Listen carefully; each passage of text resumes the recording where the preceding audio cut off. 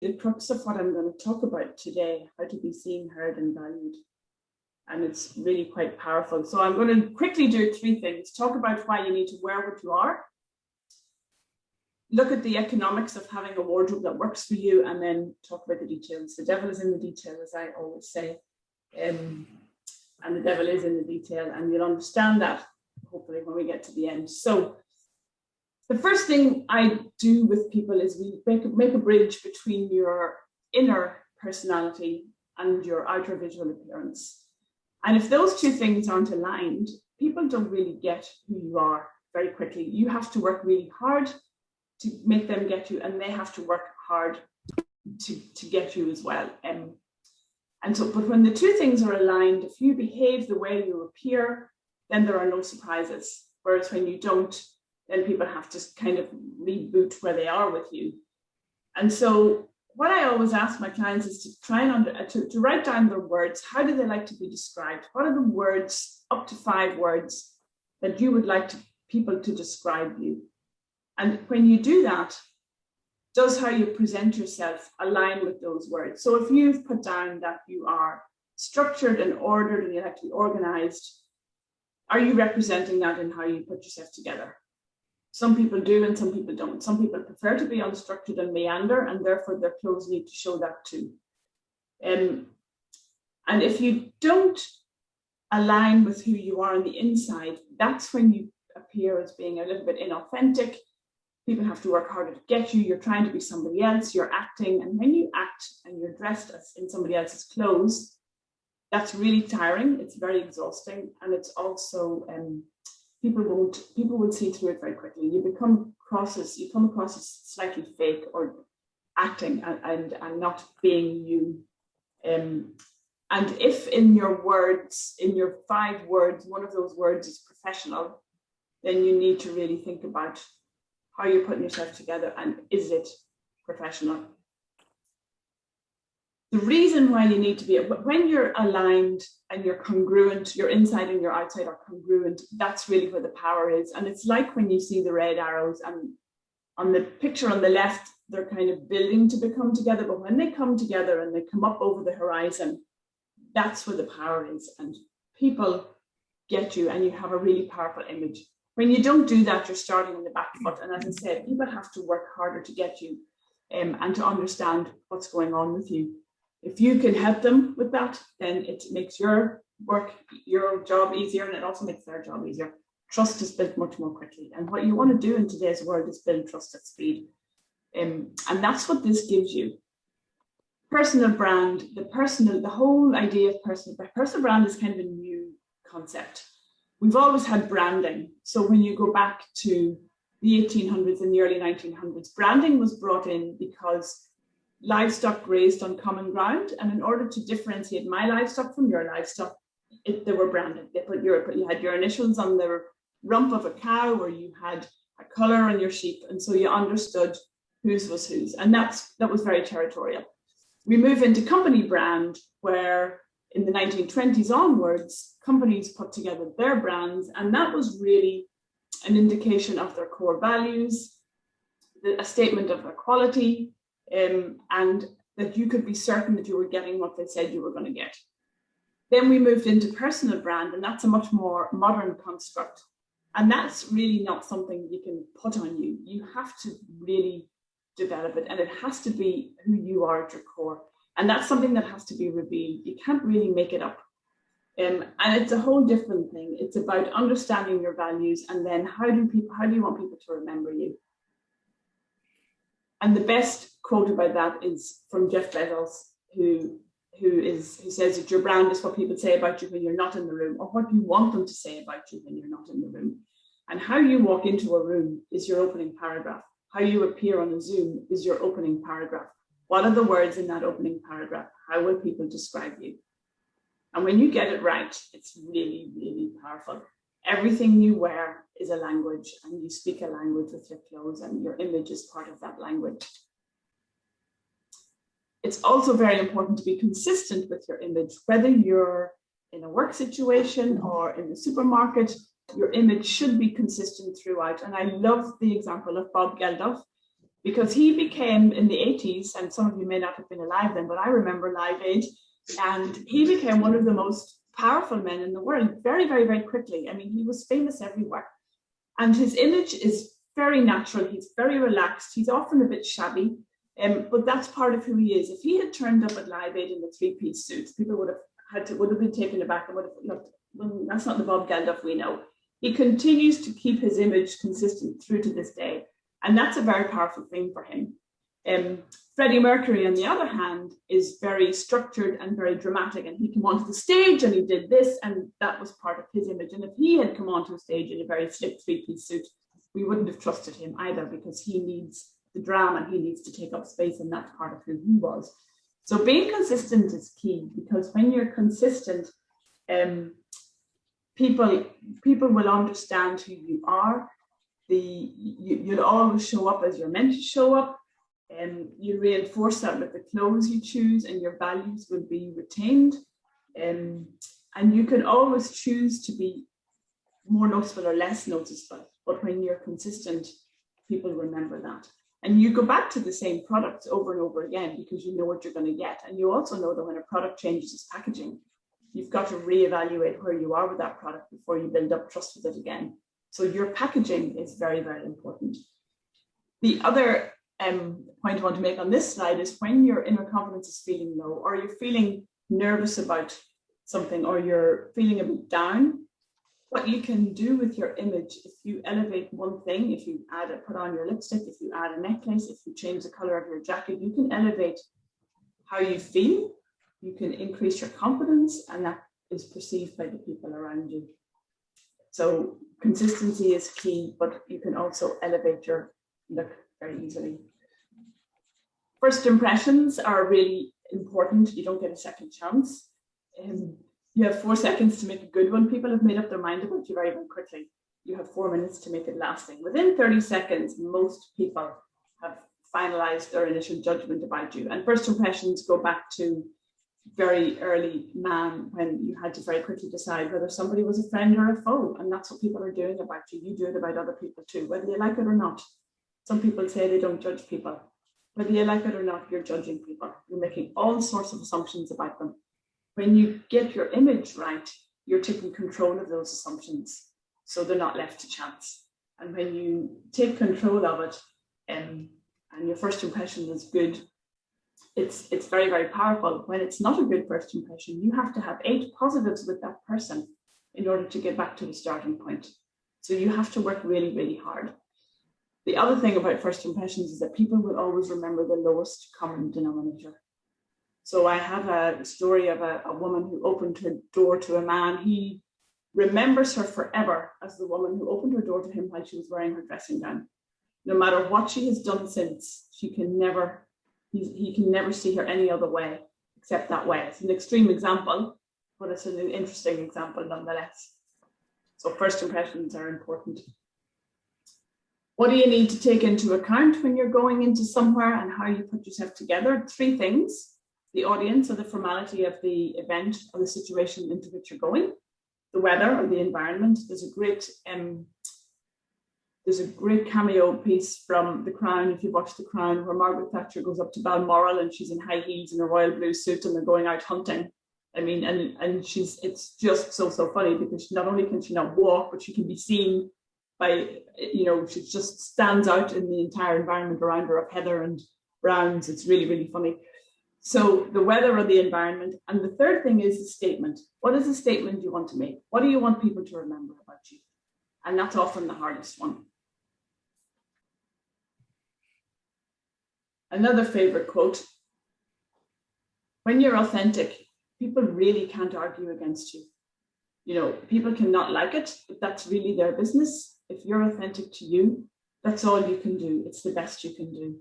And other people can rally against it, may not like it, but it's really not, there's always going to be somebody who won't like what you do or what you wear.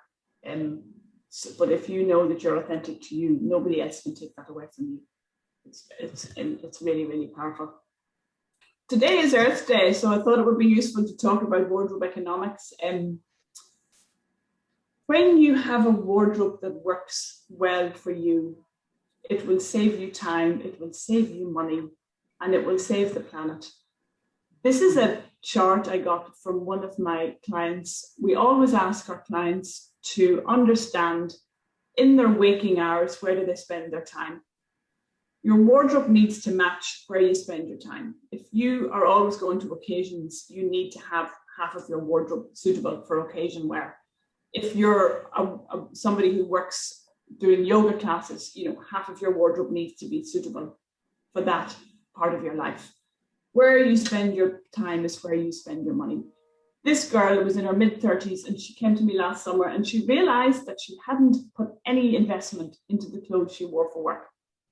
And she had this massive click factor when she was in my studio, because she realized that people at work weren't seeing her in a professional capacity. And that really made her understand why she wasn't treated in a professional capacity, because she hadn't been listened to, and she certainly hadn't been valued. And she was having to work really hard to make herself be taken seriously. And she has a PhD, so she's not stupid, but she was quite young looking and she couldn't figure out where the disconnect was. The disconnect was in her clothes. And she went back to her wardrobe, and this is what she put together. We asked you to break down your life into your waking hours for a whole year. Where do you spend your time? What percentage of your time do you spend doing what? And that's where what your wardrobe needs to reflect.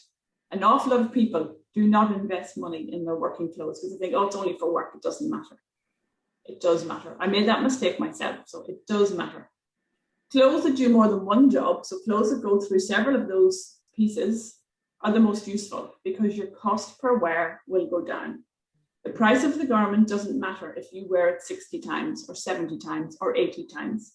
The price of the garment matters if you put it into your wardrobe and the tag is left on it and you never wear it. That is the most expensive garment you will own. So cost per wear is very important. You should set aside about 8 to 10% of your income should be spent in your working wardrobe. It will pay you back. You will get payback on that. Think of it as an investment in you, an investment in your work, an investment in your career. Many clients, like the girl I've just mentioned, the PhD girl, and Claire, go on to get their promotions. Many of our clients are promoted within 2 years of having been through this system. So it's not ever going to be a waste of money. Another tip on this is the worst time to go shopping is when you need something. What do you buy in the supermarket when you don't have a shopping list? You buy all the sugary treats. So the worst time to go shopping is when you need something. You get the wedding invitation through the door and you're thinking, oh, or you have a job interview and you're thinking, oh, and you go out and you buy the thing that would rarely work for you. Rarely. Time. The average woman, and I'm talking about the average woman, I'm not referencing any of you here. The average woman spends 17 minutes per day deciding what to wear to work. And the average man spends 13 minutes. So we're not alone here. When you add that all up over your working life, that's 6 months. 6 months of your working life is spent deciding what to wear. Overwhelm creeps in. Wardrobe rage can creep in. And then you don't know what, and your whole wardrobe is lying out in your bed and you're not quite sure what to pack, what to wear, what to put on you. I have a recent client a couple of weeks ago, actually, and she has 5 big events every year where she has to pitch her business out to buyers, and it's international. And she's, she runs a big business, and it's quite stressful environment that she's going into. But the biggest stress she has is knowing what to pack before she goes for those 5 events. It's her biggest stress. It's not anymore, but it was. She says the advice that I've given her not only is helping in all areas of her life, she said she's much more confident in taking up her space at work. I'm loving the headspace that the whole new knowledge set is bringing. It's way more than how you wear your clothes. It's about how you feel about yourself, your space, and presenting within it. I feel more controlled and positive, she said. So taking away, what did she say? She said it's doing the thinking outside of the need. And that's back to the piece about shopping when you're in need of something. If you do the thinking beforehand, then everything is much more controlled and is much easier. When you go to the supermarket with your shopping list, because you've checked the fridge, you've checked your store cupboard, you know what you're missing, It's very easy. You can sail through the shop very quickly. When you don't do that and you start to browse and you're picking up a bit of this, and you're picking up a bit of that, and you come home and you think, I don't even like anchovies. Why did I buy those? Same thing in your wardrobe. So having a really good wardrobe saves you an awful lot of time. So that's the first part of wardrobe economics. I would love that walk-in wardrobe. Yeah. So so would we all, except it's a bit cluttered. That's not cluttered, believe me. Each one of those are emotional attachments on a hanger. Yeah. They're albums, photographs of the past. Being sustainably stylish is something we all need to do. I mean, we really don't have an option. If you take all of the unworn clothes in the UK wardrobes right now, they will fit on a clothes rail stretching from London to New York and back 2.5 times. 2.5 times. If you take all the unworn clothes in your own wardrobe and add up the money you spent on them, I did it yesterday with a client. We had got to €4,000. But that still had the tags on. I daren't to tell you who she was. I couldn't possibly, but you know, it's not funny. So when you understand what to put into your wardrobe, then it will get worn. Wearing something 30 times is something House of Colour have been doing for many, many years. It's just something we all do because everything in your wardrobe belongs on you and works together.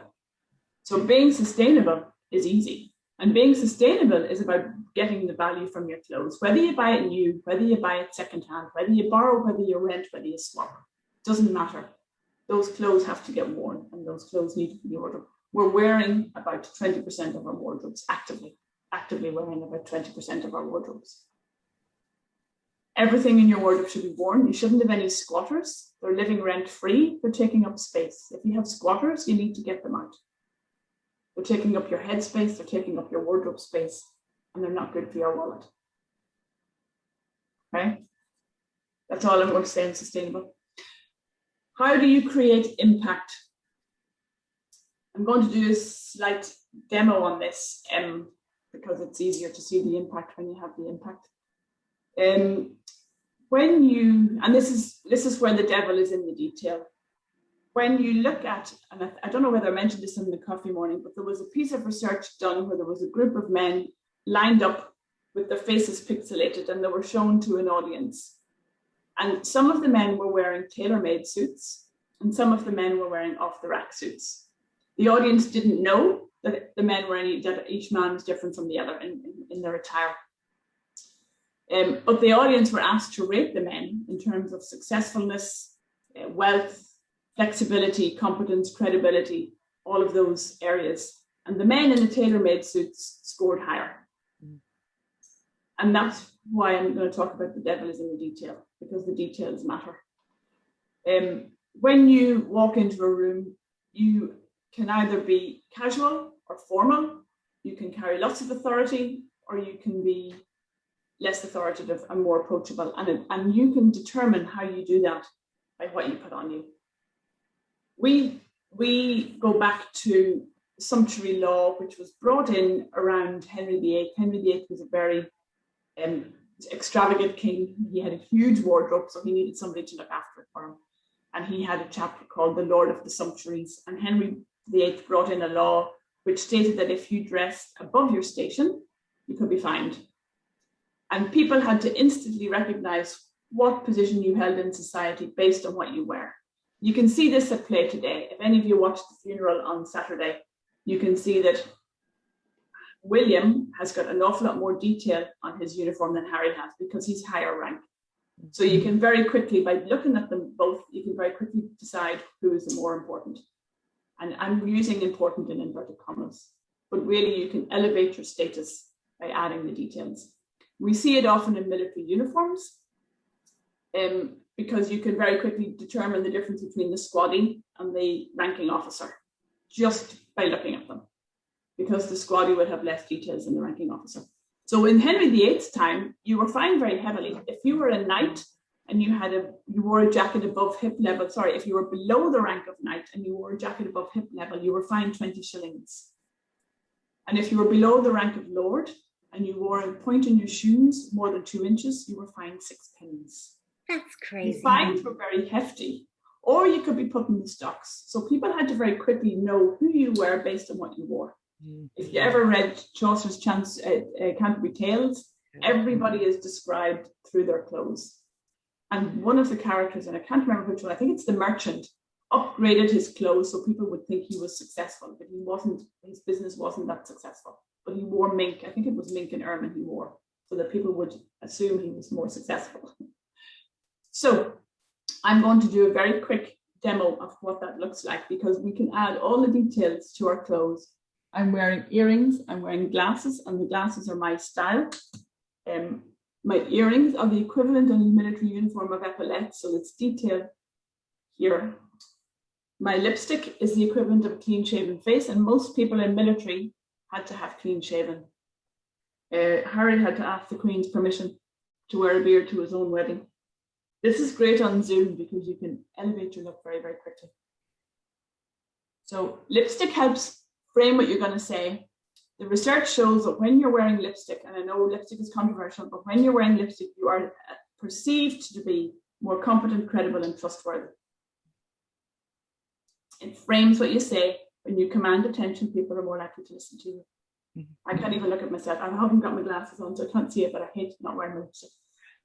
Your jacket is your coat of armor, and the more detail you have in your jacket, the higher the rank of the authority you're going to have.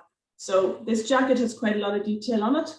When you lose your coat of armor, and you'd often see people putting on their jacket before they go into the board meeting, it's their coat of armor. What you're saying is you're protecting yourself. I'm not vulnerable. You can't get me. I'm in charge. Now I can change my jacket and put on something more casual, and that changes everything you look, how you look. So you can do that, and that changes how you appear. So I could go into a different situation wearing that jacket. Your jacket is your coat of armor. The more details you have, the better. I often wear a brooch because it's the equivalent of your military medallions on your uniform, and it gives you rank.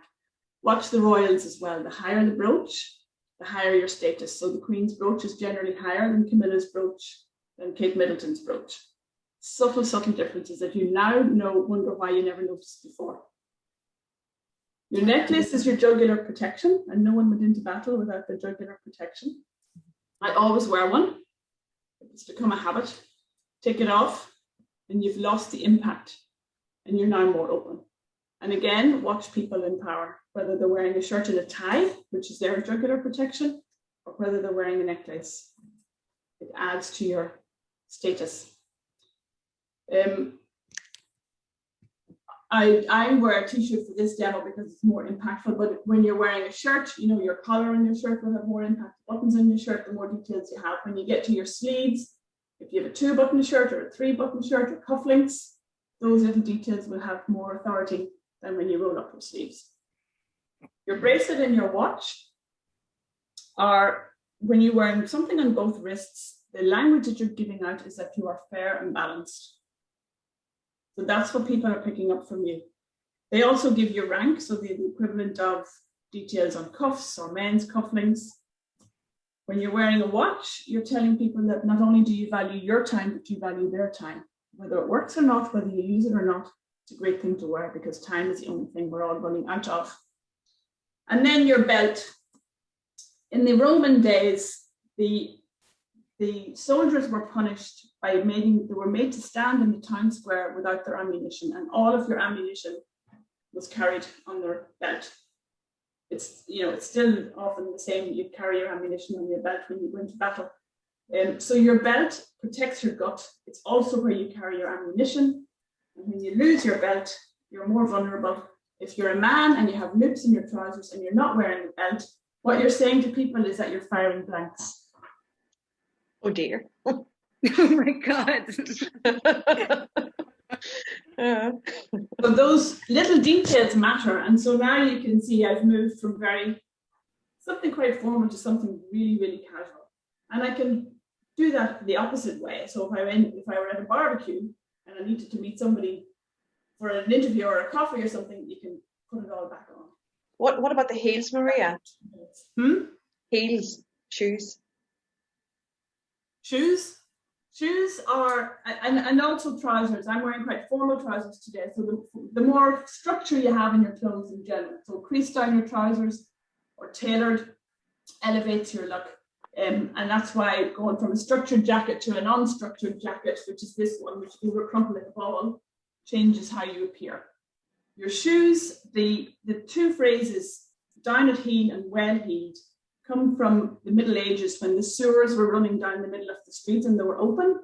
The people who were down at heel were literally in the sewers, and the people who were well heeled were able to lift themselves up out of the sewers. So that's the language that we still carry through, although not a lot of people know where we get that from. So your shoes are important. You should never go into a business meeting with uncovered toes because you're telling people that they can walk all over you. So always have your toes covered, even in the summer, in a formal business setting. You don't want people walking all over you. And your shoes matter. You don't have to have heels per se, but your shoes need to be polished and clean, and they are a detail. They're 25% of you, and people do notice whether you're heeled or not, well heeled or not. Your bag is your shield. And if you're going into a business meeting, you're better having everything in one bag rather than lots. It's your shield, and inside your bag are your entrails. Very few people are allowed to look into your handbag. It's a fairly private space. So if you happen to drop your handbag and your entrails spill out, please package them neatly in little packages. So I have a pencil case and I have a little makeup bag, and all my entrails are nice and neat, so nobody would see the real entrails. There's a really, really, really excellent scene in Schitt's Creek. I don't know if any of you watch Schitt's Creek, where they have to go and buy a second-hand car. Now, the family in Schitt's Creek fell from being really, really rich to not having anything, but they managed to keep their clothes. And their clothes are all very high designer clothes. And they have to go and buy a second-hand car because they have no money. And their son says to them, you can't go dressed like that because they'll swindle you, because you're too well dressed. And if you're too well dressed, you'll pay far too much for a second-hand car. So they had to go around to their neighbors to borrow some clothes that looked more relaxed, so that they looked the part, so that when they went into the second-hand car place, they dressed down deliberately so that they wouldn't be swindled out of it, or they wouldn't be paying more than they should. The reverse of that is that there's a friend of mine called Kevin, and he works for a not-for-profit in Monaghan, and when he goes to do his banking, always puts on his shirt and tie and jacket, so he doesn't have to produce ID. Because when he doesn't, they don't trust that he's banking all this money and he has to produce his ID. So to make it easier for him, he dresses himself up. So that's the reverse. Race through that. Questions, comments? You wanted questions? Maria, that's amazing. There's so much thought that goes into that. Yeah, very good. You'll never think about how you dress now ever again. I have to put on my lipstick. I actually wonder how some of those stats have changed, because if you think of your wardrobe and getting rid of it, if I'm going back into society, I'd have nothing to go into because I live in tracksuit bottoms these days. Yeah. But it's above the waist where you're seeing there is still a sense. Say that again. So the shift that has happened, I think, over the last year as well, is very much where you're focused only from the top up. And that's also, I'd wonder at some of the stats now, like obviously I'm not going to enter my wardrobe because I really do hope we're going back to society and I'm going to see you all at some stage and we all have legs. But at the moment, it just feels like it's everything from waist upwards, and it's a different type of impression. Yeah, but I can still, you can focus on your cameo. We call that your cameo area. It's always the most important area. When I'm with my clients, I talk about it as the newsreader area. So it's the bit that everybody sees. What the newsreaders do beneath the desk. It used to be, it didn't matter. Now they're all standing up, but it used to be, it didn't matter. So it's still the most important area because it's still the part that people see first, your cameo area, from your bust up, from your chest up. The color wheel behind me gives you you can have some of that impact on the colors you wear. And everybody suits different colors. So if I go into a very neutral jacket, everything becomes a bit more serious. So you can also change your cameo area. I'm still wearing a little brooch though, and I would put my necklace back on. So it's still important, and you can still have an impact here. And in fact, when you're on a Zoom, because you are a postage stamp, you have to make more of an effort. And I usually don't go this soft when I'm on Zoom colors. On a Zoom, I head for my more vibrant colors. I sit in this quadrant and I go for my outside colors, which are all much more vibrant. I up my lipsticks. Everything is a little bit more exaggerated because it's already dulled down. And I do that, and I've always done that. But it makes a difference, because when you see pictures of photographs on Zoom, you can pick out the people. You know, it's easy to see who has the impact and who doesn't. And some people don't want to have impact. Some people want to blend in, and that's fine too. And there's a way you can do that as well. But it's about understanding what's right for you and working with it. Marie, I have sorry, Louise. No, I was about to say I always have questions. So does anyone else have? So please go, Selena. Well, I have a question. Okay, one, I'm quite tall, so I would have a tendency, if I'm going into a meeting, now I'm working for a newspaper, so at the table, it's a bunch of older men, probably around my dad's age, and here I come walking in. And I would have a tendency, I like my pattern, so I could very well walk in a zebra print dress or a leopard print dress, and Louise, you've seen something bright, and most likely I'm going to be wearing probably 4-inch heels and red lipstick. Lovely. Not going to go against you. Would that work against me, or could that be overpowering? In my opinion, if that's part of who you are, and we have a whole lot of different personalities that we work with, we go from very dramatic people here and here to people who are less dramatic, and the very classic will want to blend in. But we have people have different traits. It sounds to me like you like to walk into a room and be seen and take your space, and you're very comfortable in that. I don't think anybody can argue against that if you're consistent with it, Selena. But if you go in one day like that and the next day you're dressed all in black and nobody can see you, that might be it. That's harder to adjust to. Okay. If you're consistent with it and you consistently show up like that, that's part of who you are. You have to be dressed as who you are. You also have to be conscious of the cues and the messages that you're giving out. Yeah, perfect. No, I always wonder, I'm like, am I being a bit too overpowering? Because I would wear that fire engine red lipstick and I would walk in probably at 6 foot, and I know it can be daunting. I've had people tell me I'm daunting sometimes. So I'm always like, do I need to take it back? I think if you take it back, then we're not. Sorry, go on, Louise. You know her better than I do. I'm saying she's powerful and fabulous. She scares me too. Yeah, I think you need to step into who you are. And often when women have been through my consultation, it takes them, I have to sit on their shoulder for a while so that they have the confidence to step into who they are, because they discover a whole lot of things about them. The last client I had here on Zoom, I'm doing it all online. It was 40 minutes before we talked about clothes. Clothes are the tools, but actually we have to understand who you are. How do you want to appear? How do you walk into a room? And some people will walk into a room like that and other people won't. And it's about what's right for you. But once you get that, and once I give you a framework and a set of guidelines, and once you get that, it's about stepping into it for you, not for anybody else, but for you, and what feels right for you. And when you do it consistently, as I say, that's the best. That's the best of you. And the one thing I want to ask you as well, because I know we're talking about clothing and colors and all of that, I think the one thing as well that I get kind of cognizant of myself, because I'm a bit of a fanatic when it comes to really nice perfume. How much perfume is too much perfume? Yeah, well, in the workplace, you shouldn't be wearing perfume at all. So the etiquette would say that perfume is an after 6 p.m. tool. The Clean Air Act of 2001 enforced that there's no smoking in public places, no aerosols, no sprays because of allergies and because you're encroaching on everybody else. But it's a very subjective thing, and you have to be really careful. If you walk into a room or an interview and you're wearing a perfume that somebody else's ex wore, or you're wearing an aftershave that somebody else's ex wore, you've already set them back.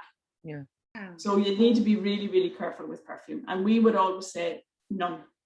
Wow. Interesting. Because even then I would have a tendency, if I was going into an interview, I wear Joe Malone grapefruit. Oh, yeah. But if I'm in the office, I may be wearing Dominique Ropion or Frederic Malle perfume, which I know could be quite strong.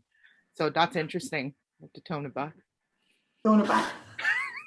It's very emotional. Anything that causes emotion, and that's one of the things that can cause antagonism. Also tattoos, also double piercings. You know, there are things that can cause an antagonistic reaction.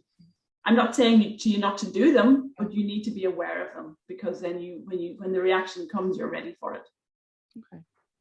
So I'm quite conscious there's a lot of women questions. Michael or Aaron, do you have a question specifically? I'm seeing, so I know that on the coffee call, I can see Noreen and Michael wearing the same color, which is kind of that blue, which on the coffee call when we had this, where this idea of this session came about, Maria shared the blue was quite a calming color.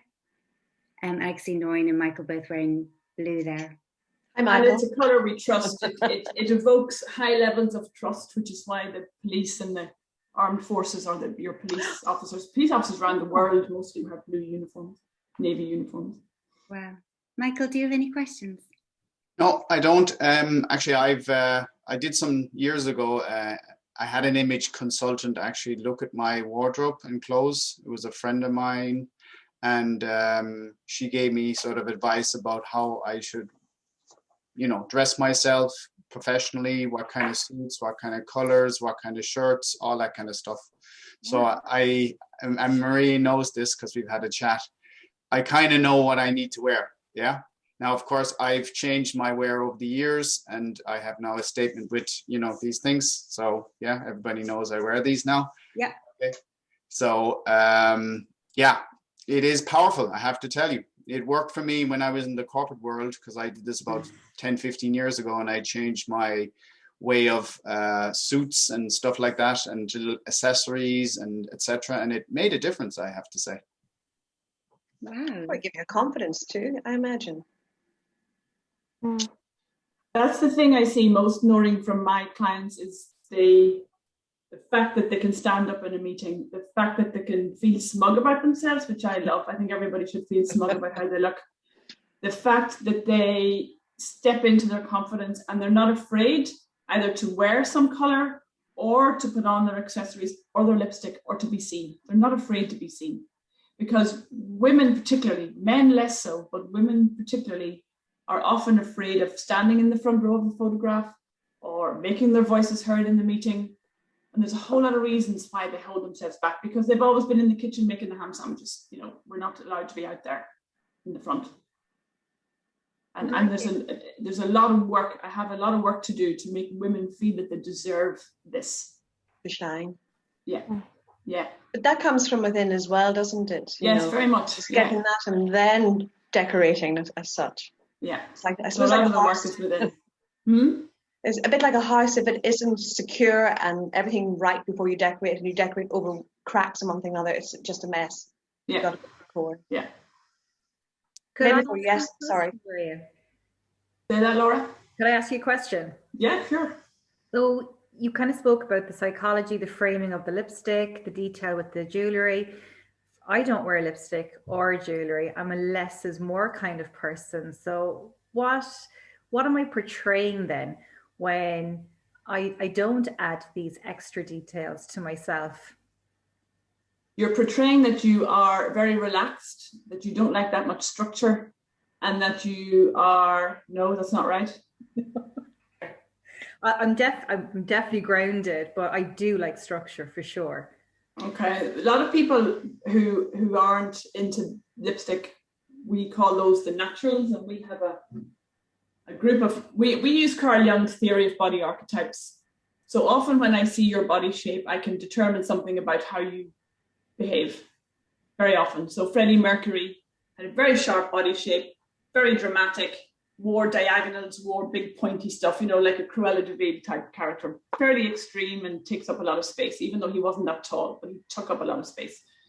The natural people here tend to have a less structured body shape. They are very much more relaxed. They love comfort. They like movement in their clothes, so they can't be hemmed in. They can't do a high neck. They need to have open here something. And they often struggle to wear makeup because they need to be very natural. So while I give you this information, the most important thing is that you take the bits that are right for you. You cannot contrive yourself to be something that you're not comfortable with.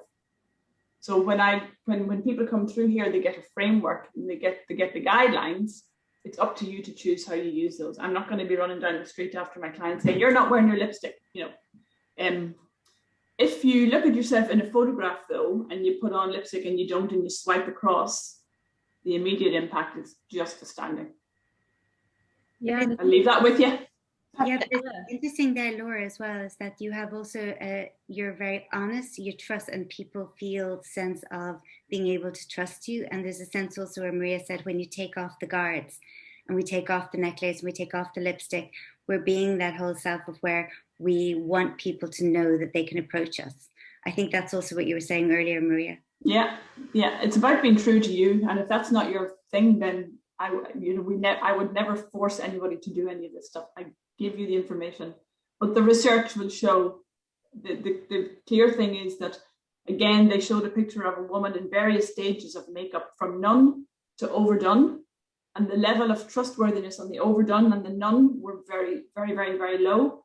And the woman who was professionally made up, her trustworthy levels and her competency, how she was perceived, was much, much higher. Yeah, and it's not about looking good or beauty, it's about how people perceive you.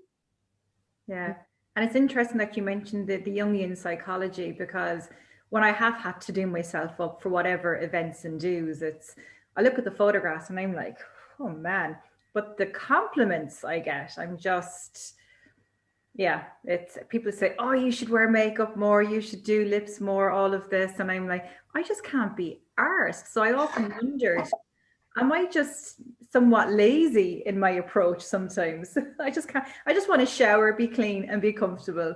And you're a wash and go. You're a wash and go sort of a girl. That's what I call it. Yeah.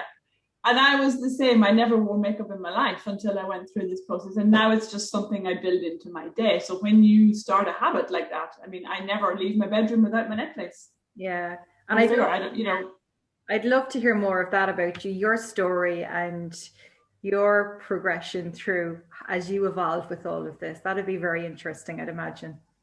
It is interesting, and if I wish I'd known now, I wish I'd had this information in my 20s and 30s when I was in a management consulting business, because it would have alleviated a whole lot of things that I now know. It would have helped in a whole lot of areas. Yeah. Maria, can I just ask a question? So first of all, I'm very casual today. I went for a run and my hair is wet, so I should put that out there. And you all look very glamorous, which is lovely. I'm in my 30s, and I do a lot of the things that you were saying. Invest in your work wardrobe. In fact, I spend more on my work wardrobe than I spend on my personal wardrobe by a lot. And I do the makeup and the hair, and everything is perfect. Blah blah blah. However, what I find is that, and I found the whole way, is I'm dressed up, I'm doing all those things, I'm trying my best, but sometimes I get perceived as being young, and that kind of counteracts that. Is there anything that I can do, apart from aging my face, is there anything that I can do, or maybe small things that I'm missing, that in that workplace, when I do have all my armory on, that I need to do? First of all, let me start by saying, please don't apologize for how you show up. ever, because you are what you are, and that's a big thing. And every woman who comes in here is told not to point out the one or two things that they don't like about themselves, because you're starting with an apology is never good. And that's for everybody. We all do it. Oh, I'm sorry I haven't, or I wish I had, or look at me, and we point out the things. If you're wearing all your armory and you're young, I would just continue to be you. I mean, often shoulder pads work in a jacket because they give you the epaulettes that nobody else can see, but you know are there. So make sure you add all the details. You probably need them in small scale. I wouldn't go large scale for you. I'm only looking, I can only see your top half, but just make sure you keep adding your details. Stand into your space, stand into your confidence. I'd probably need to have you on a one-to-one to get to the crux of it. But if you're adding all your details and what we call your points of interest, all those things that you put on. Red lipstick and all that. Yeah. Yeah, and your heels and your watch and all of those things. Those would be really important for you. May, I had that challenge in 20s and 30s. I couldn't wait to be older so people would take me seriously. I wish now I had that knowledge. It's where it's their issue. And there is a part where it's just you have to believe as well in yourself. No matter how much, I know that there's just that period. One, as a woman and as youth, I used to put it down as youth. And then I worked out later on that it was about being a woman as well in a boardroom of only men. And this isn't about a gender thing, but it's where I didn't have that confidence because I was treated in a certain way, and it's them. So you can put on the armor, which is really, really important, but it kind of comes down to, I think also, Laura, is just enjoy being younger as well, because I spent so much time waiting to be older to be taken seriously until I actually realized myself it's up to me to take me seriously. So there's a little bit in that as well. And Mary, to be honest, I'd probably be in the same position with you, where I'm coming into a boardroom of people who have made comments to me kind of like, oh, should you not be off traveling like my daughters or so? But here's the thing. You're young in a boardroom of people older than you. You're exactly where you should be. And that might be like, I know it challenges some people, but accept it. So what if they think you're young? Just make sure what comes out of your mouth actually makes sense. It's structure, it's strong. Enjoy your gift. Enjoy your gift is right. Young. Yeah. Wow. Ask any 50-something what they would tell their 30-something self, and they would say, appreciate what you have now because you never get it again. And you know what, Maria, and some 80-year-old would say the same to the 50-something, These are moments in time, grab them, love them, and yeah. So true. And if you're feeling authentic to you, May, if you're doing what feels right to you, as I say, there will always be people who may not like it. If it feels right for you, then that's all you can do. Okay, brilliant. I think, Maria, I do need to book a session in with you, and I definitely will link up with you after this. But all of that has been really good. Thank you, everyone. Any other questions? We're just coming up to 5 to 11. I'll jump in, Maria, actually, if it's okay, from the male point of view here, because I know it's a lot of it's been talking that, and it's actually one personal here, which is the beard. So how is a beard perceived right now? So I know it's obviously gone through lots of changes, whether it's been, the hipster thing. It's gone through a lot of various things. So how is it perceived now? Now it's perceived as fashionable, isn't it? So you're stylish, Colin, number one. You just need to be aware that it does take people a little bit longer to build trust with you than it does with a clean-shaven man. But it's very much part of who you are. It's the only way I've ever known you. So I couldn't imagine you without. It's part of your brand. So again, you need to just embrace it. I'd say that you're fairly casual in how you approach things. So stick with it. If you turned up in a pinstripe suit, we'd all wonder what on earth is going on. Me too. Yeah. Thanks. So the only thing you need to think about is make sure you have it groomed. You don't get shaggy, and don't be like the twits and have bits of food in it. I just like to say, so it's actually how you maintain it. It's because that's part of the image. Like if you have a beard or you have anything else, like it's how you maintain it and how you appear with it. That must be something. Yeah, lockdown hasn't been helpful with it, but yeah. Yeah, not anyone. Look, it's not just the beard, it's the hair. It's really long. It's man bun long. Right, any last minute questions?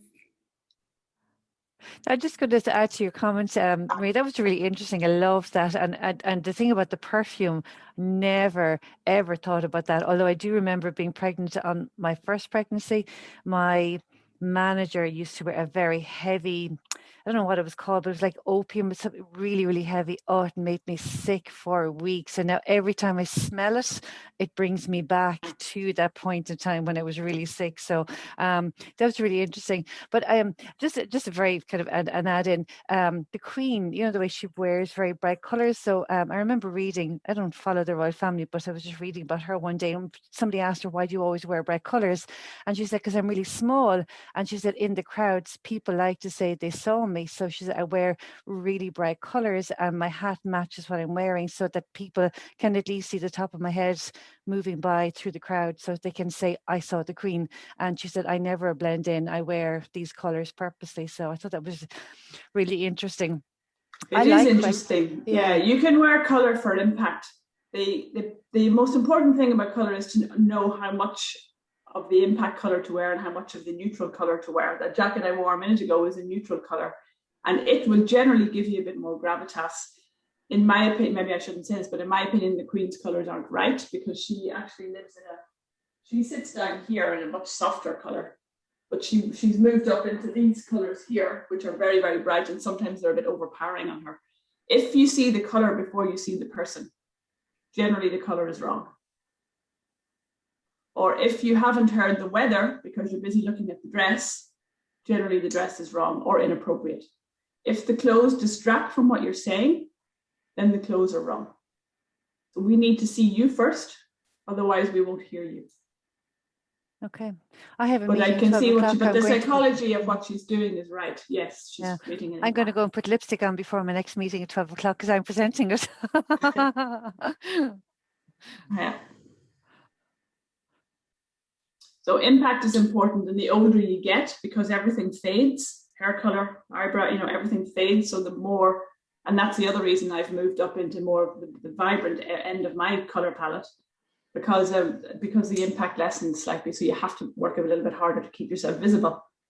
And older women in general, but older women find it hard to stay visible. There's so much information. I think we could actually stay asking questions forever. Did anyone have a final one? I'm conscious that there's the link. It's just coming up to 11 o'clock. Maria, I've just emptied a wardrobe. I'm trying to go through a wardrobe, and it actually, I was depressed after, not depressed, but it really changed my mood when I was taking stuff out, all hanging around, and it's doing my head in. And I'm a contradiction, because here I am trying to get rid of stuff, and I just had a delivery there, which I don't normally do online stuff, but I put on weight and I have nothing that fits me anymore. So I don't know. What's the best way of getting rid of moving stuff on? Really? What's the rule? The golden rule or rules? Have you got some?